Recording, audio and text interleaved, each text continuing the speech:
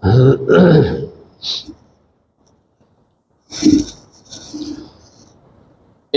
الحمد لله نحمده ونستعينه ونؤمن به ونتوكل عليه ونعوذ بالله من شرور أنفسنا ومن سيئات أعمالنا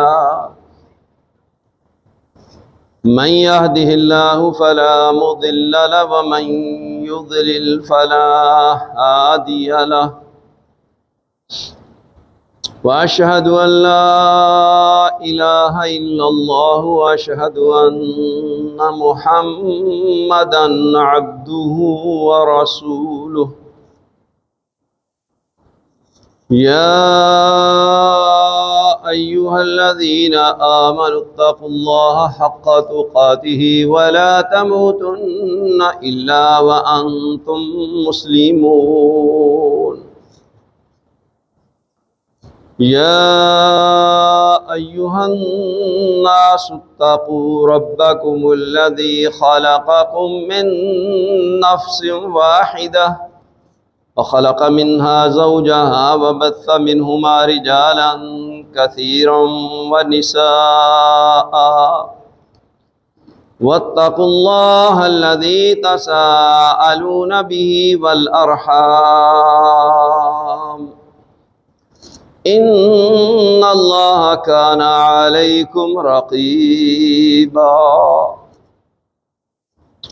يا أيها الذين آمنوا اتقوا الله وقولوا قولا سديدا يصلح لكم أعمالكم ويغفر لكم ذنوبكم ومن يطع الله ورسوله فقد فاز فوزا عظيما أما بعد فإن أصدق الحديث كتاب الله وأحسن الهدي هدي محمد صلى الله عليه وسلم وشر الأمور محدثاتها وكل محدثة بدعة وكل بدعة ضلالة وكل ضلالة في النار فأعوذ بالله السميع العليم من الشيطان الرجيم بسم الله الرحمن الرحيم إذا جاء نصر الله والفتح ورأيت الناس يدخلون في دين الله أفواجا فسبح بحمد ربك واستغفره إنه كان توابا۔ میرے بھائی اور دوستو، آپ کے سامنے سورہ نصر کی تلاوت کی گئی۔ پہلے تو اس سورت کا ترجمہ سماعت فرمائیں۔ ارشاد باری تعالی ہے کہ جب اللہ تبارک و تعالیٰ کی مدد، نصرت اور فتح آ جائے گی تو آپ دیکھیں گے کہ لوگ جوق در جوق، فوج در فوج اسلام میں داخل ہو رہے ہیں۔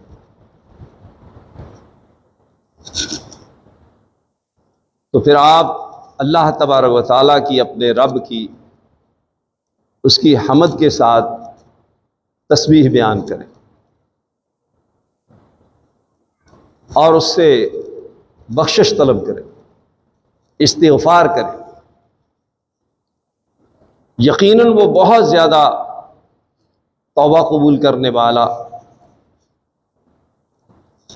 ہے۔ اس سورت کی فضیلت میں ایک روایت بیان کی گئی ہے کہ جو شخص اس سورت کی تلاوت کرے گا اس کو قرآن مجید کے 1/4 حصہ کے پڑھنے کا اجر و ثواب ملے گا۔ لیکن اس میں ایک راوی سلمہ بن وردان ہے جو کہ محدثین کے نزدیک ضعیف ہے، اس لیے یہ روایت پایا ثبوت پہ نہیں پہنچتی۔ ویسے بھی یہ بات ہم کئی مرتبہ عرض کر چکے ہیں کہ اکثر و بیشتر صورتوں کے فضائل میں جو روایات وارد ہیں وہ ضعیف ہیں، موضوع ہیں۔ چند ایک صورتیں ہیں برائے نام کہ جن کے فضائل میں جو روایات بیان کی گئی ہیں وہ صحیح اور ثابت ہیں، وگرنہ اکثر و بیشتر روایات جو بیان کی جاتی ہیں یہ صوفیہ کی گڑھی ہوئی ہیں، اور وہ صوفیہ اس قدر گمراہی میں مبتلا ہوئے، شیطان نے ایسا ان کو ورغلایا اور بہکایا کہ بھئی لوگ قرآن نہیں پڑھتے، تو لہذا ان کو قرآن کی طرف مائل کرنے کے لیے اگر اللہ کی خاطر جھوٹی روایات بنائیں گے، نبی صلی اللہ علیہ وسلم پر جھوٹ بولیں گے تو کوئی حرج مرج نہیں ہے بلکہ ثواب ہی ملے گا، نعوذ باللہ من ذالک۔ تو وہ اتنے بڑے کبیرہ گناہ کا مرتکب ہوئے کہ رسول اللہ صلی اللہ علیہ وآلہ وسلم نے فرمایا من کذب علی متعمدا فلیتبوأ مقعدہ من النار، جس شخص نے جان بوجھ کر کے میرے اوپر جھوٹ بولا اسے چاہیے کہ وہ اپنا ٹھکانہ جہنم میں بنا لے۔ اس حدیث کو 99 صحابہ کرام رضوان اللہ علیہم اجمعین نے روایت کیا ہے، ایک کم 100، اور تقریباً تمام کتب احادیث میں یہ حدیث موجود ہے۔ بہرحال یہ نبی صلی اللہ علیہ وآلہ وسلم کو خوشخبری سنائی گئی اور اس بات کی بھی اطلاع دی گئی کہ جس مقصد اور مشن کے لیے ہم نے آپ کو مبعوث فرمایا تھا اس کی تکمیل ہونے والی ہے، لہذا آپ اب آخرت کی تیاری کریں، ہماری ملاقات کی تیاری کریں۔ تو نبی اکرم صلی اللہ علیہ وآلہ وسلم اس سورت کے نزول کے بعد بطور خاص رکوع اور سجود میں جو پہلے تسبیح کرتے تھے سبحان ربی العظیم، سبحان ربی الاعلی، وہ آپ نے ترک کر دی۔ اس حکم کے مطابق فسبح بحمد ربک واستغفر، کہ آپ اپنے رب کی حمد اس کی تسبیح کے ساتھ کریں اور اس سے استغفار کریں۔ تو آپ علیہ الصلوۃ والسلام نے ان 3 چیزوں کو ایک ہی تسبیح میں شمار فرما دی۔ صحیح بخاری میں روایت ہے، ام عائشہ رضی اللہ تعالی عنہ راویہ ہیں، فرماتی ہیں کہ اس سورت کے نزول کے بعد آپ صلی اللہ علیہ وآلہ وسلم نے رکوع اور سجود میں یہ کلمات، یہ تسبیح پڑھنا شروع کر دی، سبحانک اللہم وبحمدک اللہم اغفر لی۔ لہذا اب مسلمانوں کو چاہیے کہ وہ نبی صلی اللہ علیہ وآلہ وسلم کے اس آخری عمل پر عمل کریں اور اس کو اپنائیں، رکوع میں بھی اور سجدہ میں بھی یہی تسبیح پڑھا کریں۔ آپ سبحان ربی العظیم، سبحان ربی الاعلی پڑھتے ہیں تو یہ صرف اللہ تبارک و تعالیٰ کی تسبیح بیان کرتے ہیں، اس کی تحمید بیان نہیں ہوتی، اس کی حمد و ثنا نہیں ہوتی، اس میں آپ اللہ تبارک و تعالیٰ سے استغفار نہیں کرتے۔ تو لہذا میرے بھائی اور دوستو، ہمیں اس کا اہتمام کرنا چاہیے اور اس دعا کو یاد کرنے کے بعد رکوع اور سجود میں بالاہتمام اس کو پڑھیں۔ نبی صلی اللہ علیہ وآلہ وسلم نے عام طور پر بھی پھر یہ تسبیح پڑھنا شروع کر دی، سبحانک وبحمدک اللہم اغفر لی۔ ایک تو یہ الفاظ، دوسرے الفاظ ام سلمہ رضی اللہ تعالی عنہ فرماتی ہیں کہ نبی صلی اللہ علیہ وآلہ وسلم اٹھتے بیٹھتے چلتے پھرتے آتے جاتے ہمہ وقت یہ کلمات پڑھتے تھے، سبحان اللہ وبحمدہ استغفر اللہ واتوب الیہ۔ اس میں بھی آپ نے تسبیح، تحمید، استغفار، توبہ کو لازم کر لیا، تو وہ کہتی ہیں کہ میں نے آپ علیہ الصلوۃ والسلام سے دریافت کیا کہ اللہ کے رسول صلی اللہ علیہ وسلم آپ اب ہر وقت چلتے پھرتے اٹھتے بیٹھتے ہمہ وقت یہ کلمات کہتے ہیں، اس سے پہلے تو آپ اس قدر اس کا اہتمام نہیں فرماتے تھے۔ تو آپ صلی اللہ علیہ وسلم نے فرمایا مجھے میرے رب نے اس بات کا حکم دیا ہے کہ میں ان 3 باتوں کا اہتمام کروں، تسبیح کا، تحمید کا، استغفار کا، لہذا اس وجہ سے میں اٹھتے بیٹھتے چلتے پھرتے یہ تسبیح کرتا ہوں۔ اس میں بظاہر تو بہت بڑی خوشخبری ہے کہ جب اللہ تبارک و تعالیٰ کی نصرت اور مدد آئے گی، فتح حاصل ہوگی، تو پھر لوگوں کو دیکھیں گے آپ بکثرت دائرہ اسلام میں داخل ہو رہے ہیں۔ لیکن اس کے ساتھ ساتھ اس بات کی بھی اطلاع تھی کہ اب آپ کی بعثت کا مقصد پورا ہو رہا ہے، لہذا اب ہم آپ کو اپنے پاس بلانے والے ہیں، تو آپ اس کی تیاری کریں۔ تو میرے بھائی اور دوستو، جو 60 یا 60 سے اوپر کی عمر میں ہیں، ان کا وقت قریب ہے جو نبی صلی اللہ علیہ وآلہ وسلم نے اپنی امت کے لوگوں کی عمومی عمر بیان کی ہے۔ سنن ترمذی کی روایت کے مطابق کہ اعمار امتی بین 60 و 70، میری امت کے عمومی لوگوں کی عمر 60 اور 70 کے درمیان ہو، تو لہذا ان لوگوں کو بطور خاص اس کا اہتمام کرنا چاہیے، اللہ تبارک و تعالیٰ کی طرف رجوع کرنا چاہیے، اپنے گناہوں اور کوتاہیوں اور سستیوں کی اللہ تبارک و تعالیٰ سے اٹھتے بیٹھتے چلتے پھرتے معافی مانگنی چاہیے۔ یہ میرے اور آپ کے لیے لازم ہے۔ تو نبی صلی اللہ علیہ وآلہ وسلم کو اس بات کی جب اطلاع دے دی گئی تو پھر آپ علیہ الصلوۃ والسلام تو اس پر سختی سے کاربند تھے۔ کیا یہ نبی صلی اللہ علیہ وآلہ وسلم کے لیے ہی خاص بات ہے یا امت بھی اس کی پابند ہے؟ اور بھائیو اور دوستو، یہ امت کو تعلیم دی گئی ہے نبی صلی اللہ علیہ وسلم کے ذریعے سے۔ جو کام آپ علیہ الصلوۃ والسلام نے کیا ہے، جس کا اللہ تبارک و تعالیٰ نے آپ صلی اللہ علیہ وسلم کو پابند کیا، امت بالاولیٰ اس کی پابند ہے کہ ان کاموں کو، ان امور اور معاملات کو بجا لائے۔ اس میں اس بات کی بھی خوشخبری تھی کہ مکہ فتح ہو جائے گا۔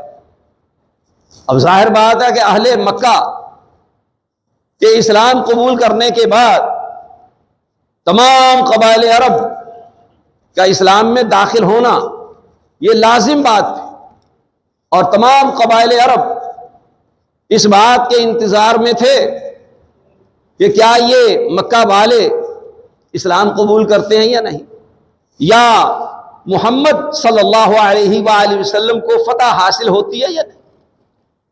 تو اس انتظار میں تھے کہ دیکھتے ہیں کہ آپ کو غلبہ اور نصرت اور فتح حاصل ہوتی ہے یا عرب غالب آتے ہیں، وہ فتح یاب ہو جاتے ہیں اور مسلمان شکست خوردہ ہو جاتے ہیں۔ جب اللہ تبارک و تعالیٰ کا حکم آیا پھر فتح ہوئی۔ آپ ذرا اندازہ کیجئے کہ سن 6 ہجری میں ذوالقعدہ کے مہینہ میں آپ علیہ الصلوۃ والسلام عمرہ کرنے کے لیے تشریف لے گئے۔ حدیبیہ کے مقام پر آپ کو روک دیا گیا، صلح ہو گئی، عمرہ نہیں کرنے دیا گیا، بغیر عمرہ کیے آپ علیہ الصلوۃ والسلام معاہدہ کر کے واپس چلے گئے۔ اس سال میں آپ صلی اللہ علیہ وسلم کے ساتھ 1400 اصحاب تھے۔ غور کیجئے، سن 6 میں صلح ہوئی ہے اور مسلمانوں کو اس معاہدہ کے تحت یہ آزادی حاصل ہو گئی کہ اب جہاں چاہیں جا کر کے اپنا موقف پیش کر سکتے، کوئی رکاوٹ نہیں ہے۔ جس کو چاہیں اپنا حلیف بنا لے، مکہ والے جس کو چاہیں اپنا اتحادی اور حلیف بنا لے۔ بنو خزاعہ نے نبی صلی اللہ علیہ وآلہ وسلم کے ساتھ اتحاد کر لیا، وہ آپ کے حلیف بن گئے۔ اور بنو بکر وہ مکہ والوں کے اتحادی بن گئے۔ اللہ تبارک و تعالیٰ کی حکمت کاملہ دیکھے، جب بھی کوئی شخص عہد و پیمان کی خلاف ورزی کرتا ہے یہ اس کی بدبختی ہوتی ہے، اس کے آخری ایام ہوتے ہیں، اور اللہ تبارک و تعالیٰ ایسی قوموں کو پھر سزا دینا چاہتا ہے، نشان عبرت بنا دیتا ہے۔ لہذا مکہ والوں نے بنو بکر کے ساتھ مل کر کے، کیا بنو خزاعہ والے یہ سمجھتے ہیں کہ ہم امن میں آ گئے، ہمارے ساتھ معاہدہ ہو گیا ہے مکہ والوں کی وجہ سے، ہم رسول اللہ صلی اللہ علیہ وسلم کے اتحادی ہیں، حلیف ہیں، تو لہذا انہوں نے رات کے اندھیرے میں ان پر، مکہ والوں کے لوگوں کو اور ان کے اسلحہ کے ساتھ بنو بکر کے ساتھ مل کر کے حملہ کر دیا، بہت سارے ان کے لوگ قتل کر دیے، ان میں سے کچھ لوگ بچ کر کے بھاگے اور مکہ میں داخل ہو گئے، بیت اللہ میں بھی داخل ہو گئے، انہوں نے پناہ لے لی۔ انہوں نے کہا کہ جی آپ نے اب مکہ میں بیت اللہ میں پناہ لے لی ہے تو اب ہم آپ کے خلاف کوئی کارروائی نہیں کریں گے، لیکن ان کو کیا معلوم تھا کہ اللہ تبارک و تعالیٰ کے کیا فیصلے ہیں۔ اللہ تبارک و تعالیٰ اس دنیا پر امن قائم کرنا چاہتا ہے، ظلم و ستم کا نظام ختم کرنا چاہتا ہے، بربریت کو ختم کرنا چاہتا ہے۔ یہ بے اصول لوگوں کا، ان کا ٹھکانہ جہنم ہی ہوتا ہے۔ لہذا ایک شخص نبی صلی اللہ علیہ وآلہ وسلم کے پاس پہنچا اور اس نے آ کر کے دردناک اشعار میں اپنا واقعہ بیان کیا۔ نبی صلی اللہ علیہ وآلہ وسلم نے تیاری شروع کر دی، اور آپ علیہ السلام اس 2 سال کے دورانیہ دیکھ لیں آپ، ذوالقعدہ 6 ہجری میں آپ کے ساتھ 1400 صحابہ تھے، اب آپ 8 ہجری میں 2 سال بعد رمضان المبارک کے مہینہ میں مکہ پر چڑھائی کرنے کے لیے، حملہ آور ہونے کے لیے نکلے ہیں، تو آپ کے ساتھ 10,000 قدوسیوں کا لشکر، جس کی پیشین گوئی تورات نے کی ہوئی ہے کہ وہ فاران کی وادیوں سے 10,000 قدوسیوں کے لشکر کے ساتھ حملہ آور ہوگا،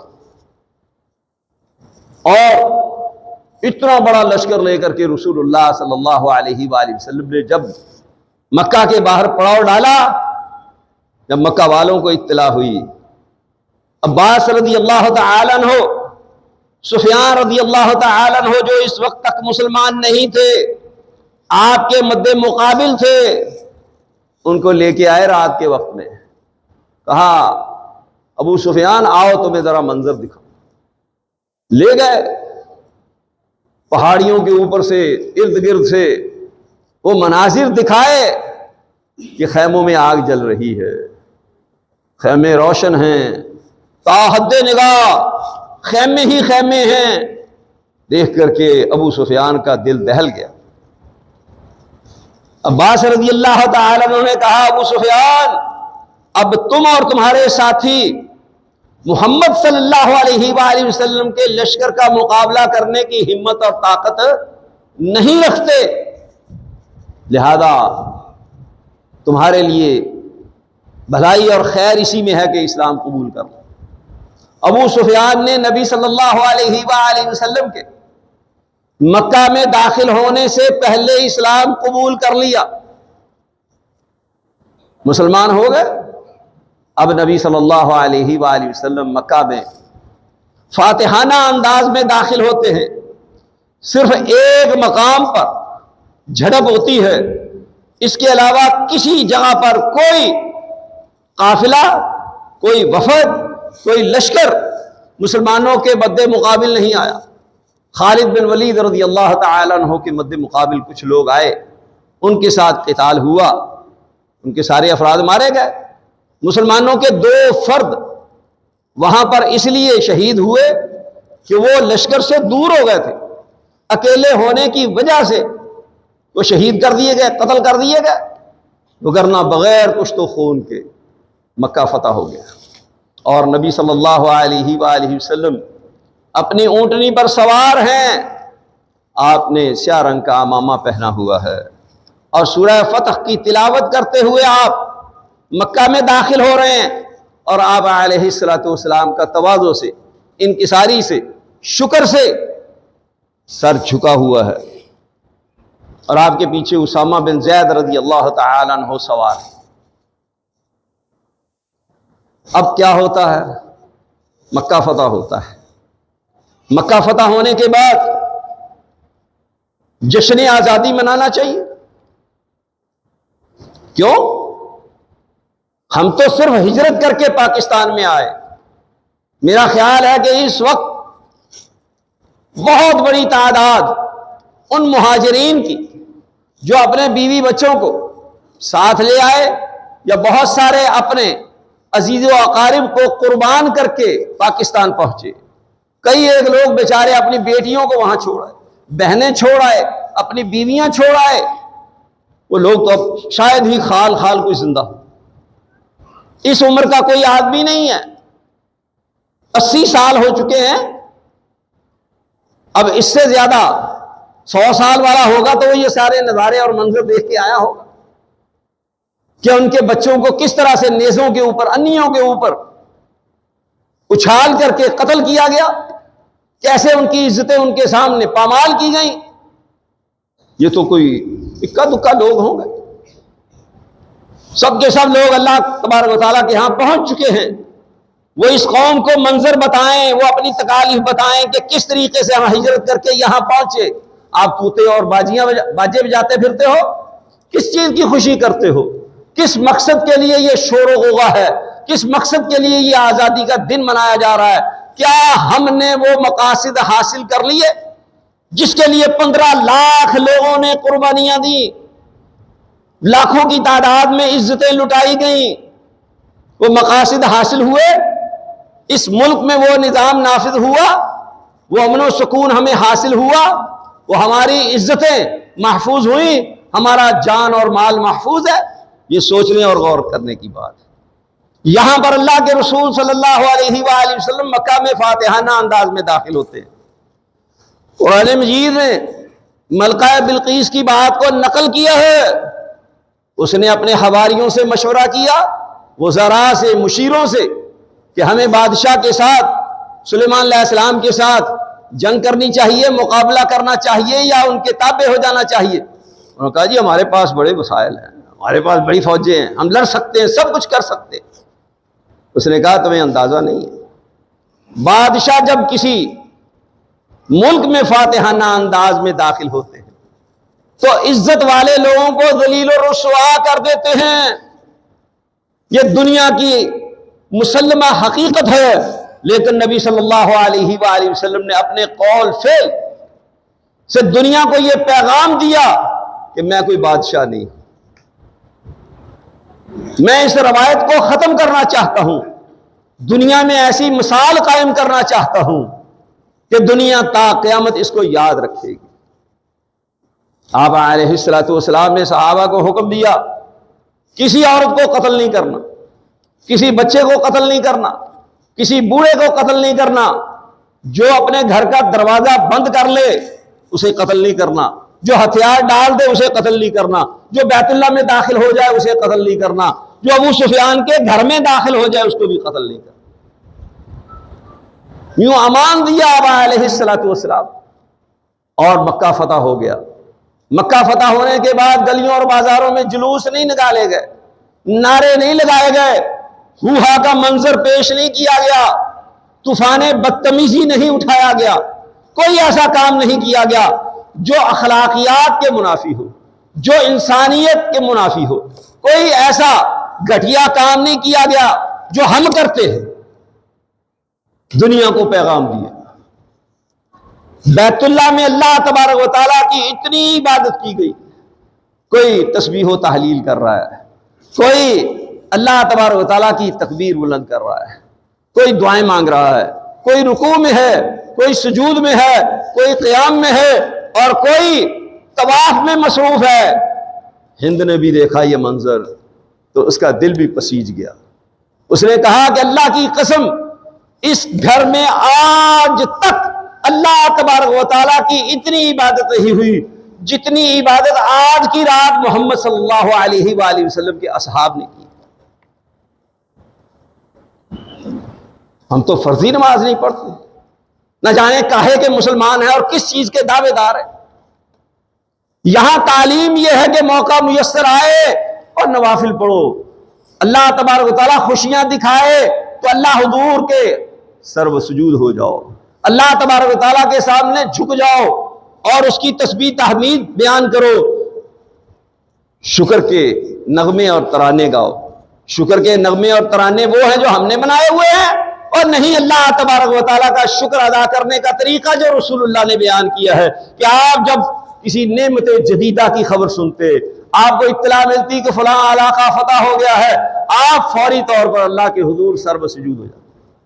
آپ شکرانے کے 2 نفل ادا کیا کرتے تھے، لیکن مکہ کے فتح ہونے کے بعد آپ صلی اللہ علیہ وآلہ وسلم نے ام ہانی کے گھر میں 2 کر کے 8 رکعتیں شکرانے کے طور پر ادا کی۔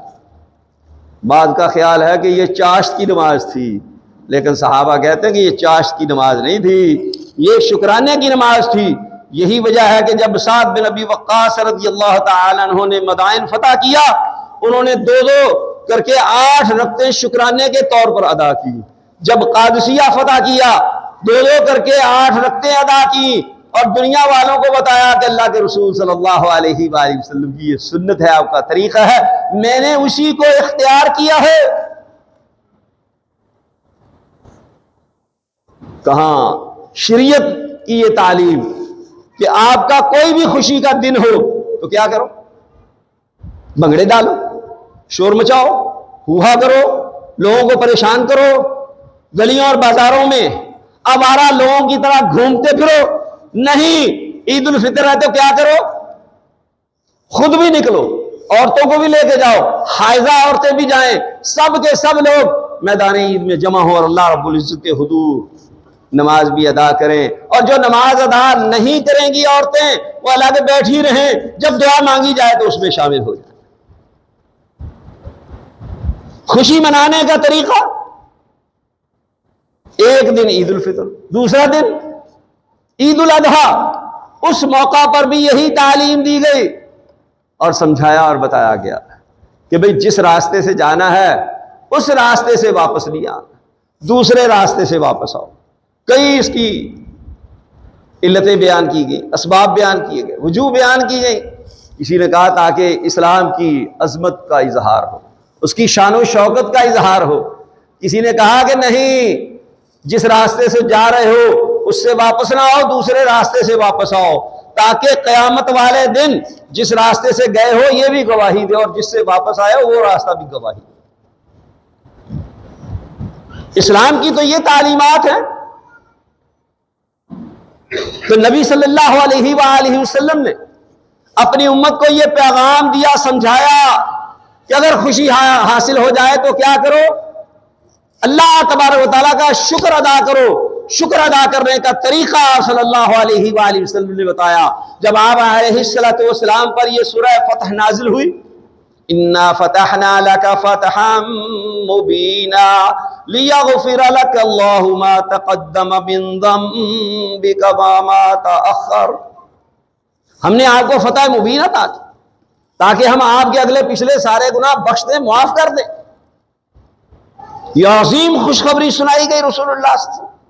آپ علیہ السلام نے فرمایا یہ سورت مجھے اس قدر محبوب ہے اور اس قدر عزیز ہے کہ جہاں تک سورج کی روشنی پہنچتی ہے وہ سب کچھ مجھے مل جائے، اس کی نسبت اس سورت کا مجھ پر نزول یہ زیادہ میرے لیے خوشی کا باعث ہے۔ اس پر آپ اتنے خوش ہوئے کہ آپ نے مجھے فتح مبین کی بھی خوشخبری سنا دی اور میرے اگلے پچھلے گناہ بھی سارے معاف کر دیے۔ اس کے بعد آپ صلی اللہ علیہ وآلہ وسلم ساری رات اللہ رب العزت کے حضور قیام کرتے اور آپ کے پاؤں مبارک متورم ہو جاتے، سوج جاتے۔ صحابہ نے کہا اللہ کے رسول صلی اللہ علیہ وسلم آپ تو بخشے بخشائے ہیں، اور سنیے بھائیو، غور کیجئے، آپ کیا ہیں؟ بخشے بخشائے ہیں۔ یہ اعلان کر دیا، عظیم خوشخبری سنا دی۔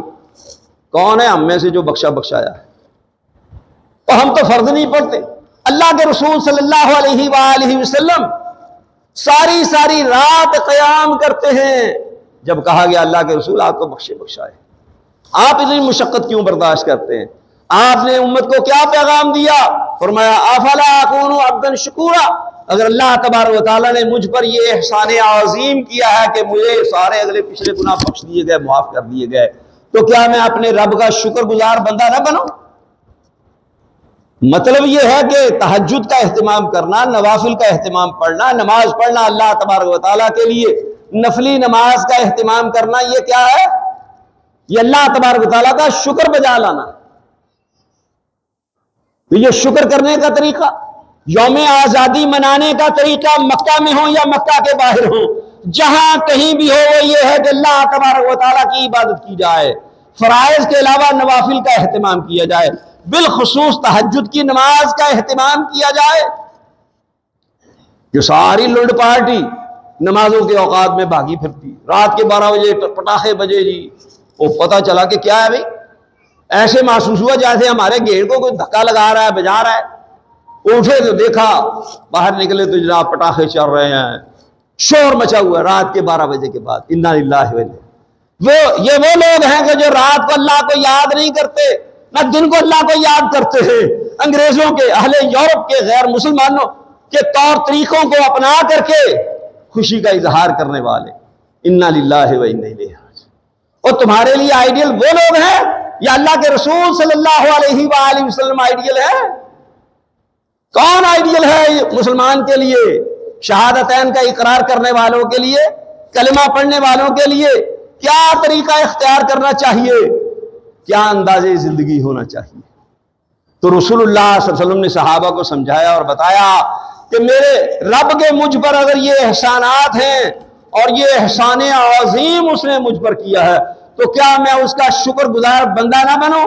تو شکر گزار بندہ بننے کے لیے آپ نے پہلے سے زیادہ لمبی لمبی نماز، پہلے سے زیادہ لمبا قیام کرنا شروع کر دیا، لمبے لمبے رکوع اور سجود کرنے شروع کر دیا۔ یہ طریقہ بتایا گیا خوشی منانے کا، شکر ادا کرنے کا۔ اللہ نعمتیں عطا کرے تو اللہ تبارک و تعالیٰ کے حضور جھک جاؤ، تکبر نہ کرو، فخر نہ کرو، غرور نہ کرو۔ نبی صلی اللہ علیہ وآلہ وسلم نے فرمایا، اللہ اکبر، کیا عظیم تعلیم دی ہے، کیا آفاقی اور عالمگیر تعلیم دی ہے نبی صلی اللہ علیہ وآلہ وسلم۔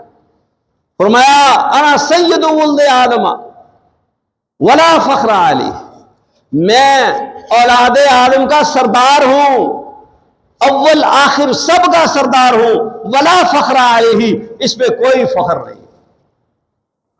فخر نہیں کرنا، کیا کرنا؟ شکر کرنا۔ تو شکر کے لیے کیا کرنا ہے؟ وہ شکر کا انداز کیا؟ اللہ کے حضور جھکا جائے، اس کی تابعداری فرما برداری کی جائے، اس کے اوامر و نواہی پر عمل کیا جائے۔ یہ شکر ہے۔ یہ خوشی منانے کا طریقہ بتا دیا۔ اللہ تبارک و تعالیٰ بیٹا عطا کرے تو خسرے نہیں نچانے، بینڈ نہیں بجانے۔ اللہ تبارک و تعالیٰ بیٹا عطا کرے تو اس کی نافرمانی نہیں کرنی، بلکہ کیا کرنا ہے؟ شکرانے کے نفل ادا کیے جائے، اللہ کا شکر ادا کیا جائے۔ اور اس شکر کو کیسے ظاہر کیا جائے؟ وہ عقیقہ کیا جائے بچے کا۔ بینڈ بجانے کے لیے پیسے موجود ہیں، شور و غوغا کرنے کے لیے، اللہ رسول کی نافرمانی کے لیے پیسہ موجود ہے، عقیقے کی بات آتی جو گنجائش نہیں ہے۔ انا للہ و انا الیہ۔ عقیقہ کرو بچے کا، یہ شکر ادا کرنے کا طریقہ بتایا نبی صلی اللہ علیہ وآلہ وسلم۔ ان بچوں کو جو گروی ہیں ان کو آزاد کرواؤ، جو مرہون ہیں ان کو چھڑاؤ، تاکہ کل قیامت کے دن تمہارے لیے سفارش کر سکیں۔ تو ان کا عقیقہ کرو۔ عقیقہ نہیں کریں گے باقی سارے کام کر لیں گے، سارے خاندان والوں کو کپڑے تقسیم کریں گے، لڈو بانٹیں گے، سارے کام کر لیں گے، عقیقے کی باری پیسے نہیں ہیں، گنجائش نہیں ہے۔ یہ پنجابی کی مثال صادق آتی ہے، من حرامی ہوشتا ٹیر۔ یہ دل جو ہے یہ پاپ کماتا ہے، اس میں اخلاص نہیں ہے، یہ رسومات سے خرافات سے پاک نہیں ہے، ناموری اور شہرت کے لیے سب کچھ کرتے ہیں۔ رسول اللہ نے تو فرما دیا ولا فخرا، تمام اولین آخرین کا سردار ہوں، لیکن اس کے باوجود یہ کوئی قابل فخر بات نہیں ہے، فخر کبھی بھی نہیں کرنا۔ صرف ایک موقع ہے، ایک مقام ہے جہاں آپ فخر کر سکتے ہیں، وہ میدان جہاد ہے۔ کفار اور مشرکین کے خلاف جہاد کرتے ہوئے آپ فخر کا اظہار کر سکتے ہیں، اس کے علاوہ کسی معاملہ میں بھی فخر نہیں کیا جا سکتا، نہ حسب نسب پر، نہ مال و دولت پر، نہ کسی اور چیز پر، نہ منصب پر، کسی چیز پر جو ہے فخر نہیں کر سکتے۔ جتنی بھی دنیا کی نعمتیں حاصل ہو جائیں فخر نہیں کر سکتے، شکر ہی کرنا ہے۔ تو نبی صلی اللہ علیہ وآلہ وسلم کی تعلیمات، اندازہ کریں کون سا ایسا کام ہے جس کی نبی صلی اللہ علیہ وسلم نے تعلیم نہ دی ہو۔ صحیح مسلم میں روایت ہے، ذرا توجہ فرمائیں، غور کریں۔ سلمان فارسی رضی اللہ تعالیٰ عنہ مجوسی تھے، یہودی بنے، عیسائی بنے، مدینہ پہنچ گئے، پھر مسلمان ہو گئے، دائرہ اسلام میں داخل ہو گئے۔ نبی صلی اللہ علیہ وآلہ وسلم نے صحابہ کو بول و براز کرنے کے، بیت الخلاء میں جانے، بیت الخلاء سے نکلنے، کتنے ڈھیلوں سے استنجا کرنا چاہیے، اور استنجا کرتے ہوئے دائیں ہاتھ سے شرمگاہ کو نہیں چھونا چاہیے، یہ ساری تعلیمات دی ہے۔ استنجا بائیں ہاتھ سے کیا جائے، یہ تعلیم دی ہے۔ پسندیدہ کاموں کے لیے دایاں ہاتھ استعمال کیا جائے، رائٹ ہینڈ، اور لیفٹ جو ہے وہ ناپسندیدہ امور کے لیے استعمال کیا جائے۔ یہ آپ صلی اللہ علیہ وسلم کی تعلیم ہے۔ آپ نے استنجا کرنے کا طریقہ بتایا صحابہ کو۔ یہودیوں کو پتہ چلا، سلمان فارسی رضی اللہ تعالیٰ عنہ سے کہتے ہیں، مذاق اڑاتے ہیں، استہزاء کرتے ہیں، استخفاف کرتے ہیں آپ علیہ الصلوۃ والسلام کی تعلیمات کا، آپ کی ذات مقدس کا۔ کہتے ہیں سلمان ہمیں پتہ چلا ہے، اور تمہارے رسول تو استنجا کرنے کا بھی طریقہ بتاتے ہیں۔ یہاں تو صورتحال یہ ہے مسلمانوں کی کہ اگر کوئی غیر مسلم کسی مسلمان سے یہ پوچھ لے کہ اسلام کہتا ہے 4 شادیاں جائز ہیں، آپ جائز سمجھتے ہیں، تو یہ معذرت خواہانہ رویہ اختیار کرتے ہیں۔ کوئی دین اسلام پہ اعتراض کر دے تو یہ لوگ اس کا انکار کرنے تک چلے جائیں گے۔ سلمان فارسی رضی اللہ تعالیٰ عنہ کہتے ہیں کہ ہاں ہمارے رسول صلی اللہ علیہ وآلہ وسلم ہمیں استنجا کرنے کا طریقہ بتاتے ہیں۔ فبہت الذی کفر کا مصداق ہوگا یہودی، کوئی بات نہ بنائی، کوئی معذرت خواہانہ رویہ اختیار نہیں کیا، کہا کہ بالکل ہمارے رسول صلی اللہ علیہ وسلم ہمیں بول و براز کرنے کے، استنجا کرنے کے طریقے بتاتے ہیں۔ میرا یہ چیلنج ہے دین کے ادنا طالب علم ہونے کی حیثیت سے، دنیا کا کوئی ریفارمر، کوئی مصلح، کوئی لیڈر، کوئی قائد اپنے ماننے والوں کو استنجا کرنے کا طریقہ نہیں بتا سکتا، سوائے اس کے کہ وہ مسلمان ہو، سوائے اس کے کہ وہ رسول اللہ صلی اللہ علیہ وسلم کی تعلیمات دینے والا ہو، وگرنہ مسلمان کے علاوہ کوئی دنیا کا لیڈر اپنے ماننے والوں کو استنجا کرنے کا طریقہ نہیں بتا سکتا۔ کیوں؟ وہ اس میں شرم محسوس کرے گا کہ لوگ اس کا مذاق اڑائیں گے۔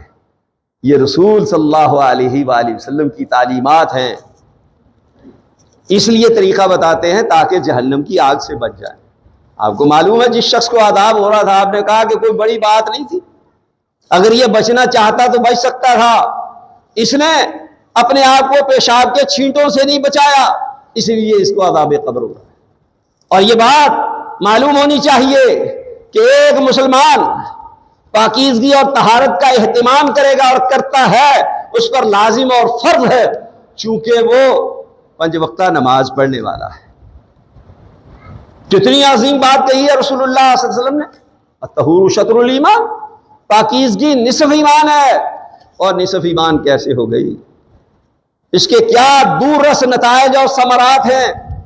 مفتی تقی عثمانی صاحب نے اپنی کتاب میں یہ واقعہ درج کیا ہے کہ ایک عرب مسلمان یورپ میں ہاسٹل میں رہتا تھا، اس کے ساتھ کچھ غیر مسلم نوجوان بھی رہتے تھے۔